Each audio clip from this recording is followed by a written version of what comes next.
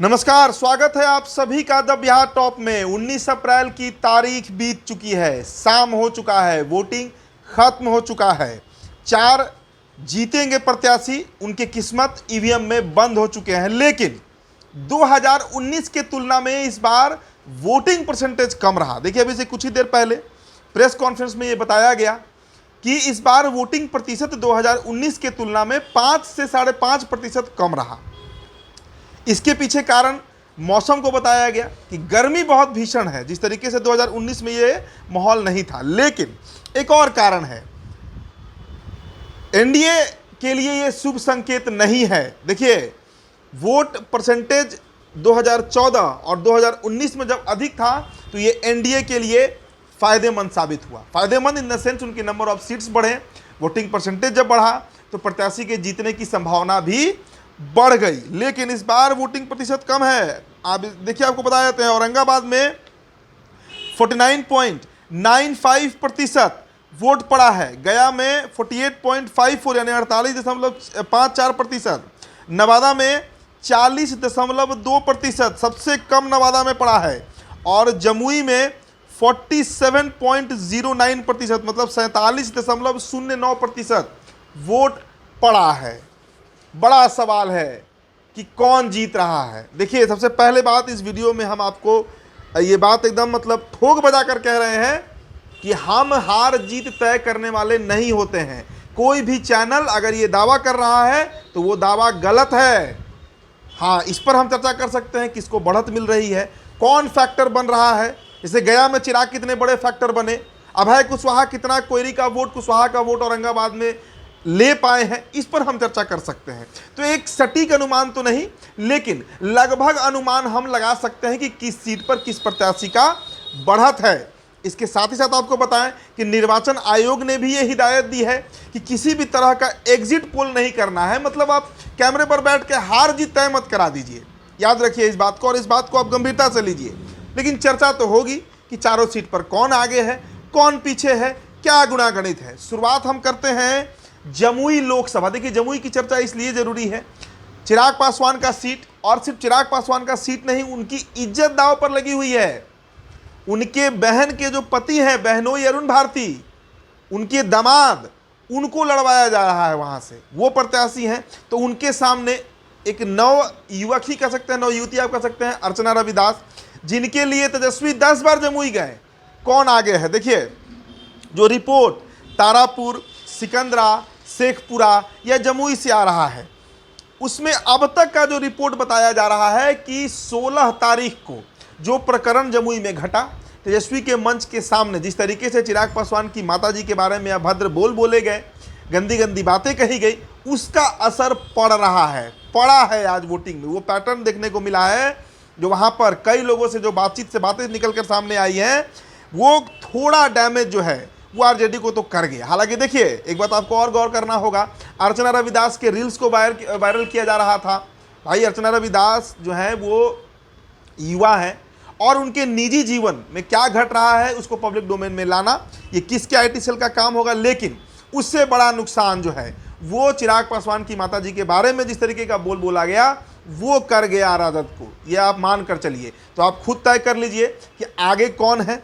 थोड़ा सा इससे बढ़त जो है वो अरुण भारती को जरूर मिला है। अगला लोकसभा पे हम चर्चा कर लेते हैं, गया लोकसभा। देखिए, कांटे की लड़ाई इस बार चौथी बार लड़ रहे हैं जीतन राम मांझी। पूर्व में 3 बार लड़के हार चुके हैं, और चौथी बार उनका इज्जत, चूंकि जहां तक उनके उम्र का तकाजा है, ये शायद उनका अंतिम लोकसभा चुनाव वो लड़े हैं, क्योंकि अगले बार हो सकता है कि उनके बेटे संतोष सुमन लड़ेंगे। तो गया की जहां तक बात है, तो वहां पर देखिए चिराग फैक्टर काम किया, और बड़ा तरीके से काम किया। हमने कल भी इस पर एक एनालिसिस किया था कि गया लोकसभा में चिराग पासवान, देखिए 1.5 लाख वहां पर पासवान वोटर हैं। कुमार सर्वजीत जो है आरजेडी से विधायक हैं, बोध गया के थे, पूर्व में कृषि मंत्री रहे हैं, और पासवान जाति से आते हैं, रिजर्व सीट है गया। तो वहां से जो गुणागणित अब तक आ रहा है कि पासवान वोटर अगर टर्न नहीं होते मांझी जी की तरफ तो खेल खराब हो जाता।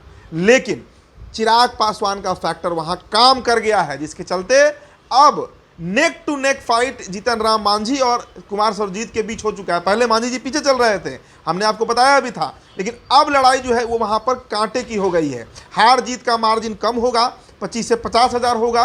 अब कौन जीतेगा ये 4 जून को पता चलेगा। लेकिन अब ये आप मानकर चलिए कि गया में अब 1.5-2 लाख के मार्जिन से कोई हार जीत नहीं होने जा रहा है। तीसरा सीट औरंगाबाद सीट। औरंगाबाद में लड़ाई था राजपूत वर्सेस कुशवाहा का। सुशील सिंह थे, कई बार सांसद रहे हैं बीजेपी से। उनके सामने इस बार लालू प्रसाद यादव ने एक सोशल प्रयोग किया, सोशल एक्सपेरिमेंट किया, सामाजिक प्रयोग किया। अभय कुशवाहा को उतारा। देखिए पिछले बार वहां पर उपेंद्र दांगी चुनाव लड़े थे हिंदुस्तानी अवाम मोर्चा की तरफ से, और इस बार अभय कुशवाहा को टिकट दिया गया। लालू यादव ये चाहते हैं कि बिहार में जो कुशवाहा राजनीति है, सबसे बड़ी आबादी है, दूसरी सबसे बड़ी आबादी है भाई, उस पर पकड़ बनाया जाए। लेकिन जो रिपोर्ट आया है औरंगाबाद से अभी तक, उसके अनुसार सम्राट चौधरी फैक्टर औरंगाबाद में काम कर गया है। मतलब राजपूतों की गोलबंदी तो थी ही सुशील सिंह के साथ, सवर्णों का था ही, इसके साथ ही साथ जो कोयरी वोटर्स हैं, चाहे आप गो की बात कीजिए, औरंगाबाद की बात कीजिए या रफीगंज की बात कीजिए, वहां पर जो कोई कुशवाहा वोटर्स थे उनमें बड़ा तबका जो है वो सम्राट चौधरी और उपेंद्र कुशवाहा के चलते एनडीए के साथ इंटैक्ट हो गया है। इसका मतलब वहां पर भी कांटे की लड़ाई है। पहले वहां पर सुशील सिंह का स्थिति अच्छा नहीं था, लेकिन अंतिम मोमेंट पे आज के दिन जो रिपोर्ट आया है उसके अनुसार वहां पर भी फाइट नेक टू नेक हो गया है और हार जीत का मार्जिन बड़ा नहीं होगा। मतलब गया वाला ही गुणा गणित है। अब अंतिम सीट पे चलते हैं नवादा। देखिए नवादा के बारे में सबसे कम वोटिंग हुआ है, मात्र 40.2% वोट वहां पर पड़ा है। हम नवादा भी गए, विनोद यादव का हमने इंटरव्यू भी किया। निर्दलीय प्रत्याशी राजबल्लभ यादव के छोटे भाई यादवों का वहां पर बंटाधार कर दिया गया विनोद यादव की तरफ से। बड़ा तबका यादवों का टूट कर गया राजबल्लभ यादव के साथ। आज भी जो रिपोर्ट आई है नवादा से उसमें यही है कि विवेक ठाकुर बड़े मार्जिन से आगे निकल गए। देखिए हम हार जीत कभी भी नहीं कह रहे हैं, लेकिन हम इतना जो रिपोर्ट आया है उसके अनुसार हम ये बात कर रहे हैं। वहाँ के जो स्थानीय लोग हैं, चूँकि देखिए सवर्ण वोटर वहाँ एक साथ रहा, भूमिहारों का इलाका माना जाता है, भूमिहार बड़ा तबका है। यादव वोटर्स में सेंधमारी हो गई, और सेंधमारी इस तरीके से हुई है कि विनोद यादव जो है वो श्रवण कुशवाहा को वहाँ पर डैमेज कर दिए हैं।